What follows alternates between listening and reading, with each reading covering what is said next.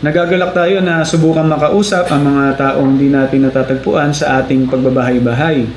Dahil nga nabubuhay na tayo sa mga huling araw, kailangan na talaga nilang malaman ang mensahe, pag-asa na galing sa Biblia. At dahil nga nasa mga huling araw na tayo, pati tayong mga Kristiyano ay kailangan din ng karagdagang pampatibay para makapanatili tayong tapat at malakas sa espiritual. Kaya ano ang isang paraan para makakuha tayo ng pampatibay? Basahin natin mga kapatid ang Roma 1:11 at 12. Pakisuyong pakibasa. Sige, Sister Janine. Dahil nananabik akong makita kayo para makapagbahagi sa inyo ng pagpapala mula sa Diyos, na magpapatatag sa inyo o sa ibang salita para makapagpatibayan tayo ng pananampalataya. Salamat, Sister Janine. Mga kapatid, sinasabi sa teksto na makakakuha tayo ng pampatibay sa pamamagitan ng pakikisamahan sa mga kapatid sa pulong man o sa ministeryo na kagaya ngayon. Kaya pinapasigla tayo na gamitin din natin ang panahon natin sa ministeryo para mapatibay ang isa't isa. Sige, mag-partner na tayo. Maganda nga itong pagkakataon para magpatibayan ng mga kapatid. Kaya kailangang maging matalino ako sa pagpa-partner sa kanila. Si Sister Ella, graduating na at baka nag-iisip na tungkol sa future niya. Maganda siguro na i-partner ko siya kay Sister Sheila na isang masigasig na pioneer para mabigyan niya si Ella ng magandang advice. Si Sister Lani naman, napansin ko, mukhang matamlay. Maganda siguro na si Sister Marie ang i-partner ko sa kanya para maalalayan siya. Sina Sister Janine at Janice naman, may RV daw mamaya, kaya pag-partnerin ko na lang sila.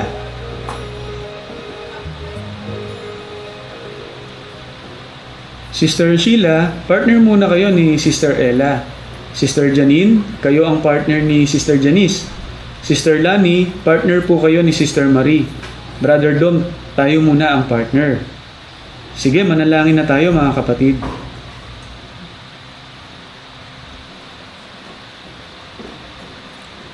Dom, kumusta? Mukhang napuyat ka. Oo, kuya. Ang hirap gumising ng maaga kanina. OT na naman kasi kami kagabi, kaya sobrang late na kami nakauwi. Bakit naman? May hinahabol kasi kaming deadline. Tapos, kinausap ako ng boss ko na ako daw ang mag-lead. Gusto na daw kasi nila akong i-promote. Kahit kailan talaga masipag at maaasahan ka, Dom. Kaya lagi ka rin naming naasahan sa mga gawain natin sa kongregasyon. Nagpapasalamat nga si Brother Boaz sa pag-assist mo sa kanya sa visit niya sa atin last week. Pero Dom, kumusta naman yung goal mo na umabot ng pribilehiyo na maging ministerial na lingkod? Yan na nga po, kuya. Goal ko pa rin naman po iyon. Pero iniisip ko pa lang na madadagdagan ang responsibilidad ko. Parang kaya ko pa ba?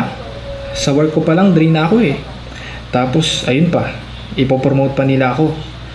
Ano kayang magandang gawin, kuya? Naalala mo ba ang prinsipyo sa Pilipos 1:10? Yan pong tiyakin kung ano ang mas mahalagang bagay? Tama, Dom. Sa buhay marami talaga tayong mga gawain na may tuturing na mahalaga. Pero may mga gawain na mas mahalaga na dapat nating unahin.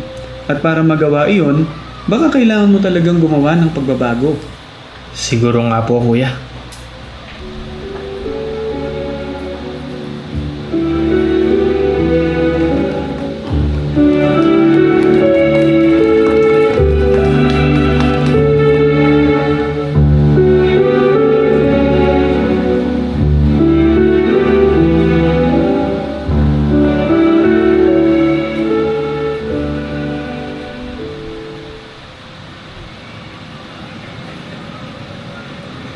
Malapit na nga palang graduation mo, Ella. Opo, ate. Napag-isipan mo na ba kung anong susunod mong gagawin pagka-graduate? Pag-usapan natin mamaya. Ayan na pala sina Janine at Janice. Hi, ate! Kami naman muna dito. Tara, upo muna tayo sa bench doon. Ang totoo niyan, ate, gusto ko po talagang mag-pioneer. Alam ko kasing yun yung tamang gawin. Pero sa hirap ng buhay ngayon, hindi ko alam kung kaya ko bang suportahan ang sarili ko. Ayaw ko naman kasing maging pabigat sa parents ko. Tapos may ino-offer sa akin na scholarship. So, anong naisip mo? Iniisip ko ngayon na kung tatanggapin ko iyon at makakahanap ako ng magandang trabaho, masusuportahan ko ang sarili ko at matutulungan ko pa yung family ko. Pero 4 years ang course na iyon, kaya naguguluhan talaga ako, ate. Naintindihan kita, Ella. At syak na naiintindihan din ni Jehovah ang nararamdaman mo.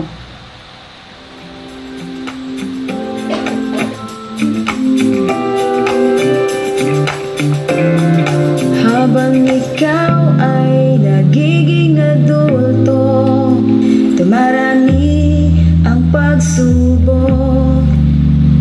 Huwag matakot, sa Diyos ka umasa. Lagi siyang handang tumulong. Kailangan mong magpaakay at sundin siya lagi nang magtagumpay lahat ng iyong ginagawa.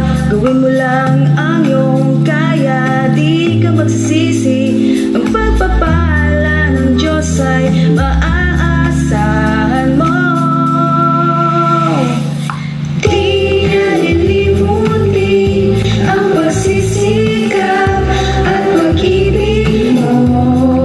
Oh, siya'y lagi mong purihin at pananalan. Magtatagumpay ka dahil sa Kanya.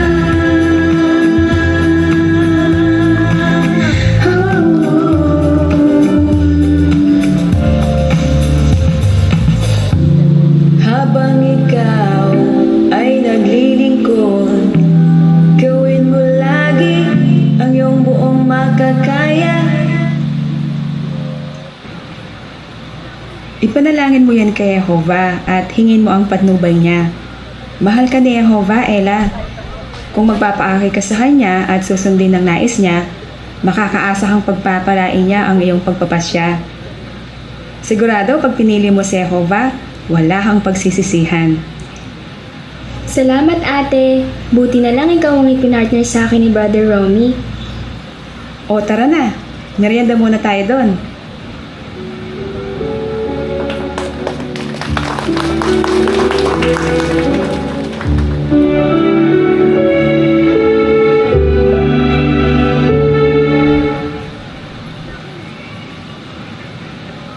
Kumusta po pala yung huling check-up mo, ate? Ayun, sabi ng doktor, baka may idaragdag silang gamot. Nito kasi mga nakaraang araw, mas dumalas yung pag-atake ng sakit ko.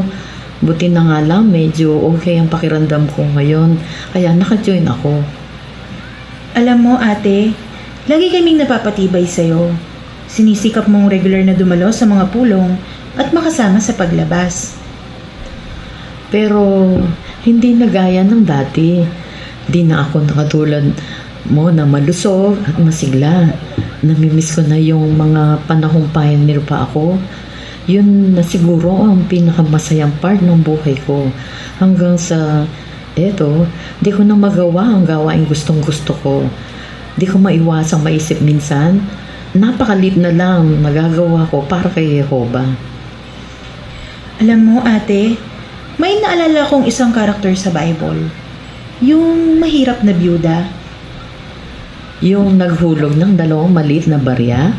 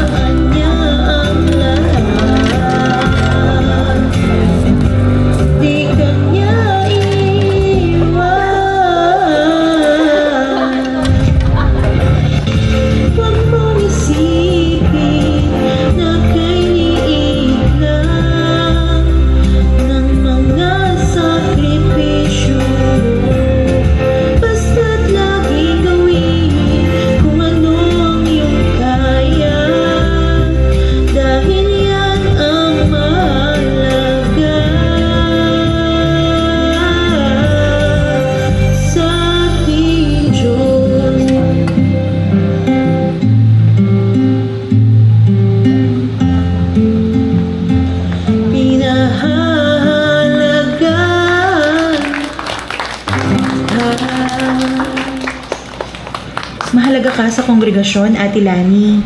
Mahalaga ka kay Jehovah. Maraming salamat, Marie. Tayo na po yata yung magjo-duty. Tara na po sa cart. Tara.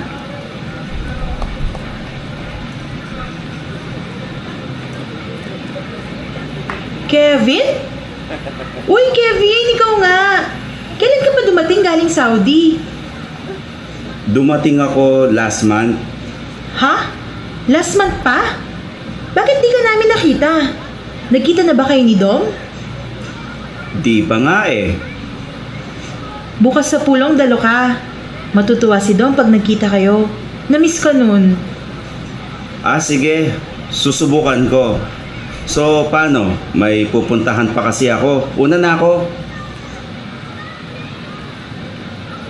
Oh, kumusta? May nakausap ba kayo? Opo, kuya. Nakausap namin si Brother Kevin. Nakabalik na pala siya last month mula abroad. Talaga? Bakit di siya nagpapakita sa akin? Saka bakit di pa siya dumalo sa mga pulong? Sige, kumustahin ko mamaya. Sama ka, Dom? Sa pulong ko na lang siguro siya kausapin, kuya. Dediretso na kasi ako sa work ngayon. Una na po ako. Ah, ganun ba? Sige, mag-ingat ka. Tulungan ko na kayo magligpit, tapos hatid ko na kayo pa uwi.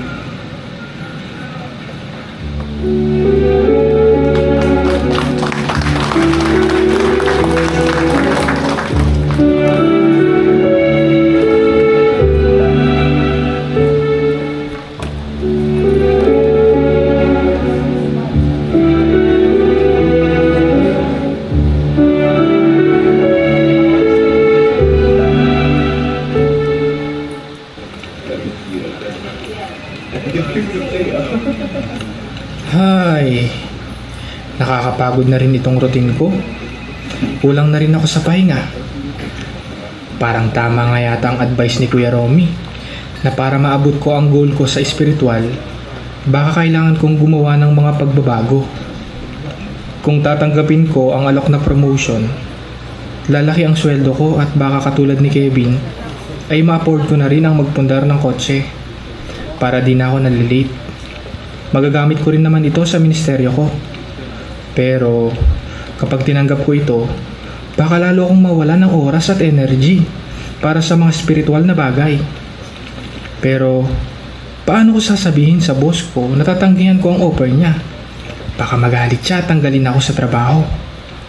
Paano kaya? Diyos na Jehovah, tulungan niyo po ako.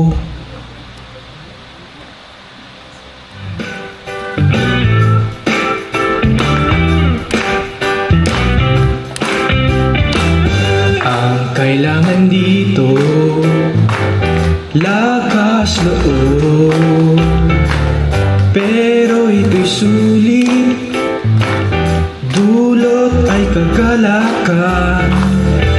Ang aking mga bagong karanasan nagbigay ng pagkakataon para ako'y sumulong.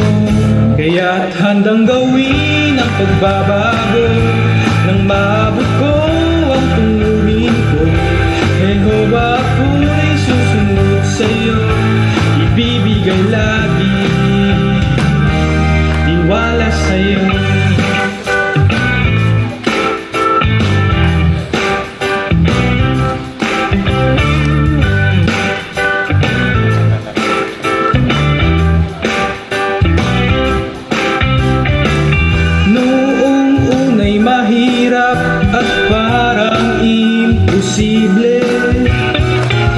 Nag-aalinlangan kung anong gagawin, pero pagsisikap ko sa ganang pinagpala, ipagpapatuloy ko ang aking nagawa. Gusto kong maabot ang tunguhin ko, kaya nagsisikap na magbago. Jehovah, ako'y susunod sa'yo at ang aking tiwala pinagpala mo.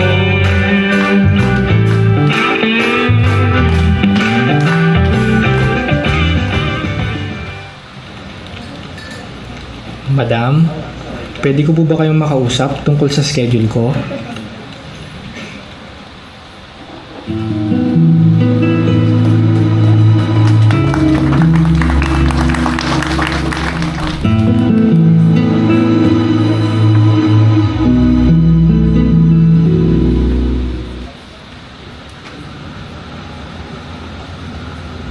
Mabuti na lang at sumama ako sa paglabas kanina. Malaking tulong ang payo sa akin ni Ate Sheila. Isip ko'y naguguluhan sa daang tatahakin. Ano bang pipiliin ko? Ang maglingkod o ang pangarap ko? Ang kailangan ko ay magpagabay sa ating Diyos. Wow, at ng mundo ay maiwasan ko. Yan ang dapat gawin. Tiwala ko'y patibayin kay Jehovah ang dalangin. Pag-asa ko'y patibayin at tulungan mo na laging magtagumpay. Tiwala ko'y patibayin, patibayin. Karunungan sa Biblia, mga payo, mga awit na nakagiginhawa. Lahat ng ito ay tumutulong sa akin na tumibay.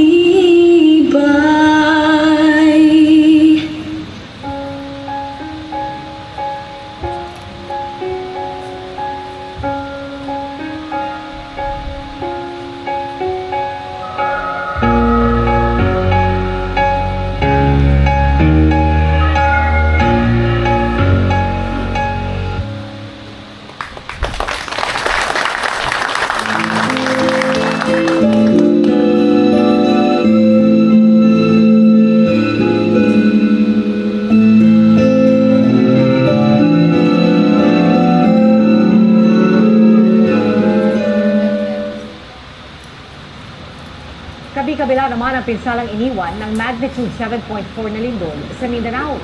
Ang sitwasyon sa mga apektadong lugar sa live na pagtutok. Grabe na nangyayari sa mundo ngayon. Nangyayari na yung mga hula sa Biblia na sinabi sa Kingdom Hall dati. Malapit na nga talaga ang Armageddon. Pero paano ako?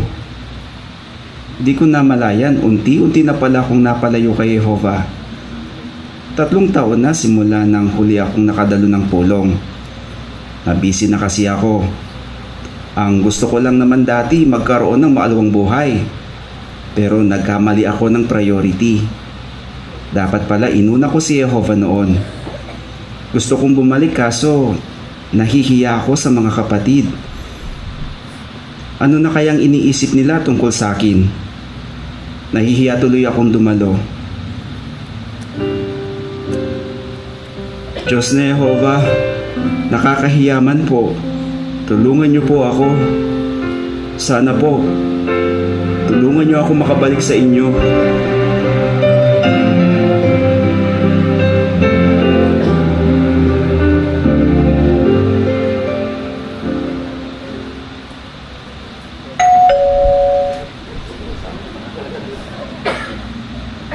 Kuya Lem, Kuya Romy, kayo po pala.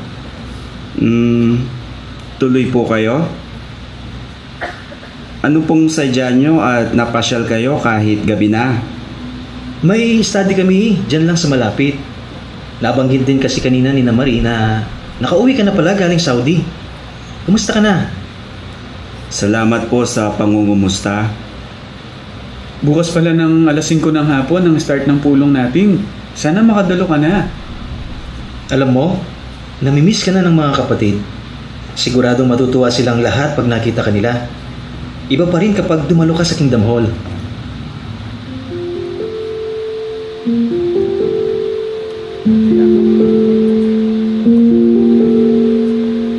sa piling ka ng pastol mo at ama. Mapapanatag ka kasama ng lahat ng pamilya niya. Kaya't lumapit ka sa Kanya, mahal ni Jehova ang tupa niya. Hinahanap niya ang isang tulad mo, ipadarama na ika'y mahalaga. Ika'y ibabalik niya at aakayin niya at ika'y dadalhin sa yakap niya.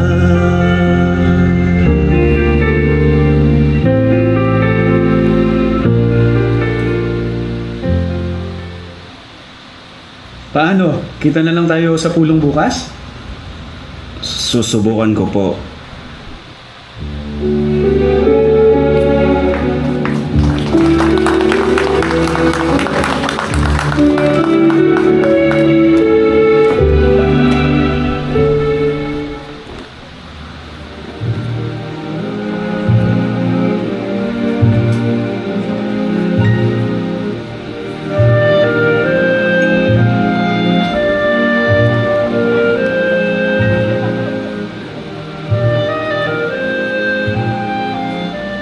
Ngayon mga kapatid, dumako na tayo sa dulong bahagi ng pulong. Bago natin awitin ang pansarang awit, narito ang ilang patalastas. Si Sister Ella ay hinirang bilang isang regular pioneer simula ngayong buwan.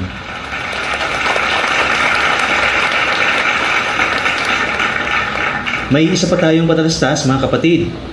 Si Brother Dom ay hinirang bilang isang ministerial na lingkod.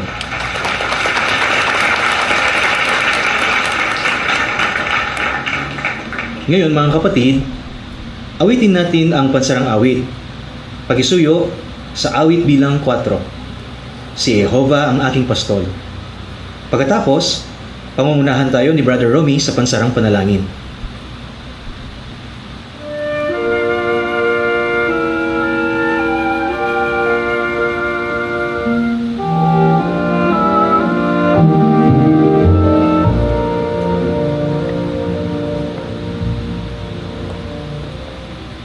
Salamat at bumalik ka. Salamat po at pinuntahan niyo ako. Bro, long time no see! Congrats pala bro. Namiss ka namin, bro.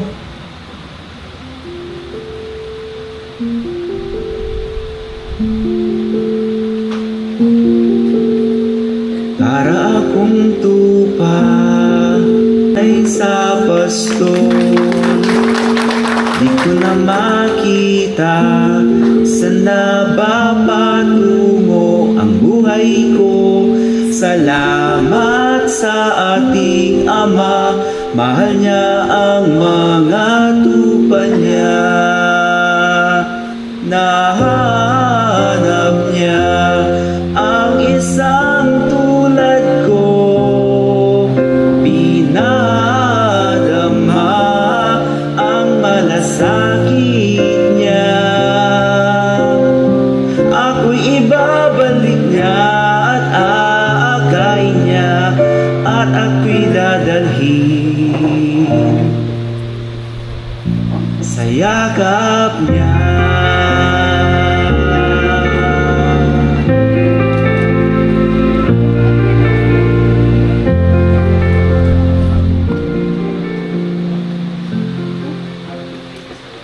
Bro, punta kayo mamaya sa bahay.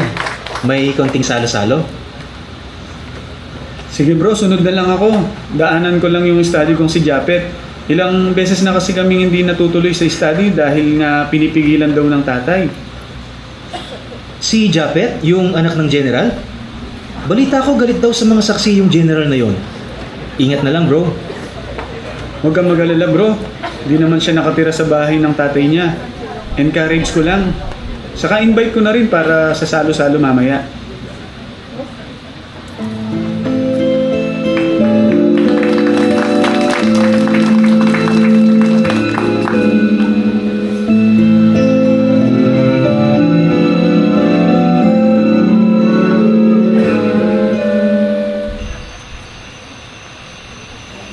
Japet, tao po. Ikaw na naman.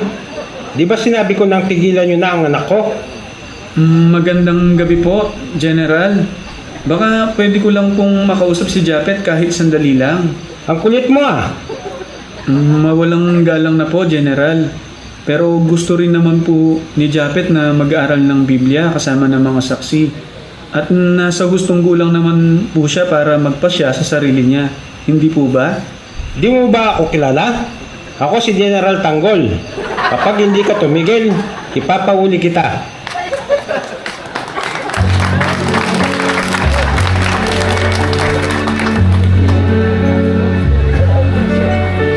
Jehova, dinggin mo ang aking hiling.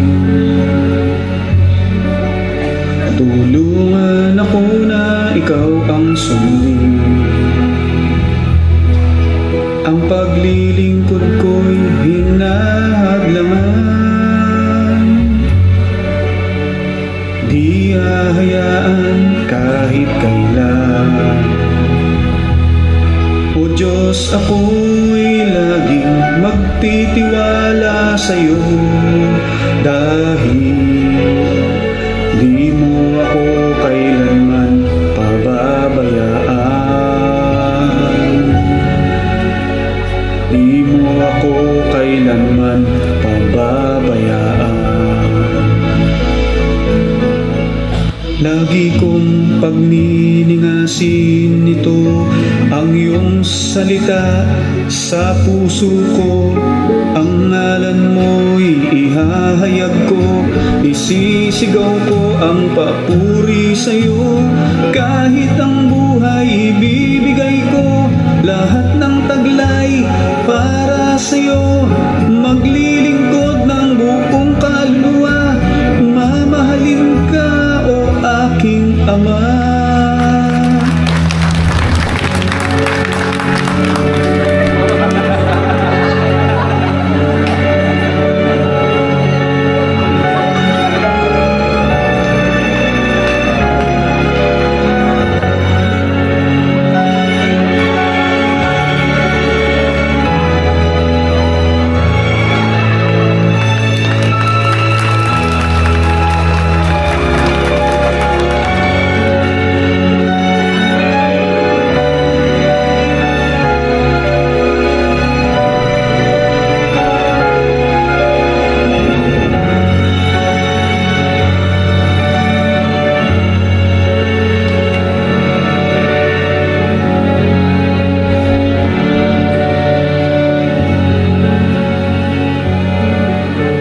Ano man ang pagdaraanan ko,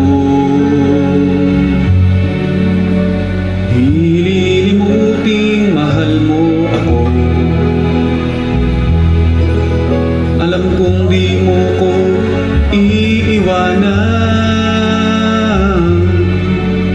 at ikaw ay tunay na kaibigan. O Diyos, ako'y laging magtitiwala sa'yo dahil di mo ako kailanman pababayaan. Di mo ako kailanman pababayaan.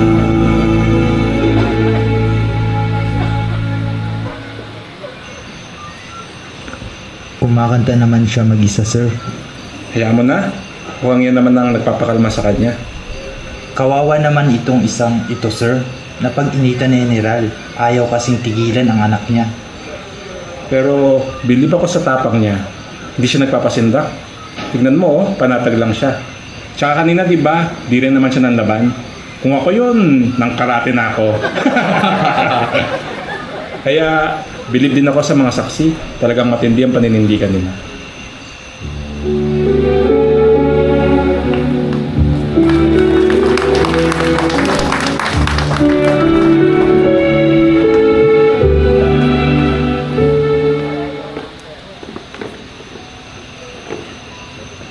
Mga kapatid, alam kong nag-aalala kayo para kay Brother Romy.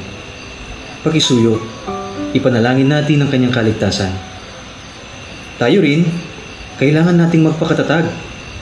Kaya basahin natin sama-sama ang binabanggit ng Roma, Kabanata 8, talata 35 at 37 hanggang 39. Sino ang makapaghihiwalay sa atin sa pag-ibig ng Kristo? Kapighatian ba? Pagdurusa? Pag-uusig? Gutom? Kahubaran? Panganib o espada? Pero sa tulong ng isa na umiibig sa atin, lubos tayong magtatagumpay sa lahat ng ito. Dahil kumbinsido ako na kahit ang kamatayan o buhay o mga anghel o mga pamahalaan o mga bagay na narito ngayon o mga bagay na darating o mga kapangyarihan o taas o lalim o ano pamang nilalang ay hindi makapaghihiwalay sa atin sa pag-ibig ng Diyos na ipinapakita rin ni Kristo Jesus na ating Panginoon. Diyos na Jehovah, palakasin po ninyo si Brother Romy. Tulungan niyo po siyang tumibay pang pagtitiwala niya sa inyo gaya ng Ibig at malasakit na ipinadama ninyo sa akin. Pakisuyo po, Jehovah. Pagpalain ninyo si Kuya Romy para patuloy niyang magawa ang atas. Diyos na Jehovah, ingatan po ninyo ang isip at puso ni Brother Romy. O Ama, patuloy ninyong palakasin at patatagin ang kongregasyon. Patibayin po ninyo sila, pakisuyo. Lahat ng ito'y Dinadalangin namin sa pangalan ni Jesus. Amen.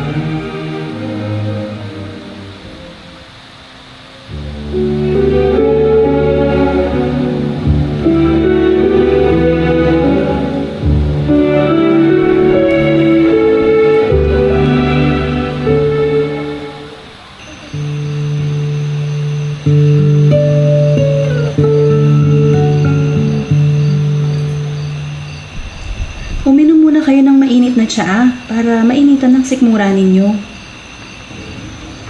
Lem? Lem? Tama ba ang dinig ko?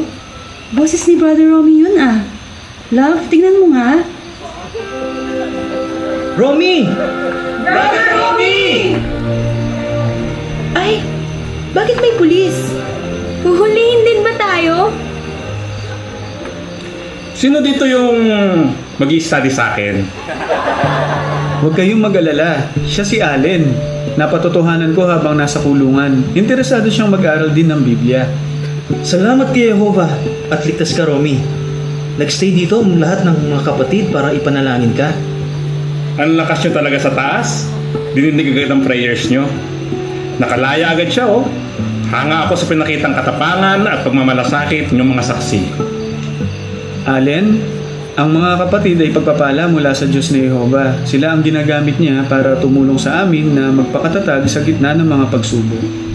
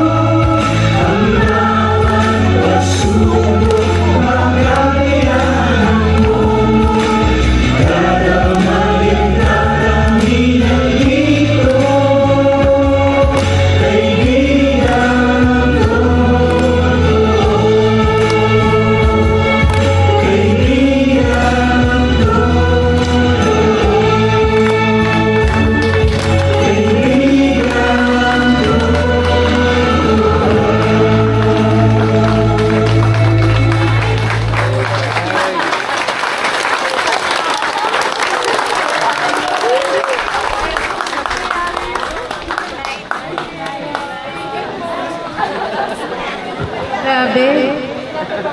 Parang binaharin po kayo ng luha dyan. 40 minutes na pala yun, hindi natin naramdaman ko. Sobrang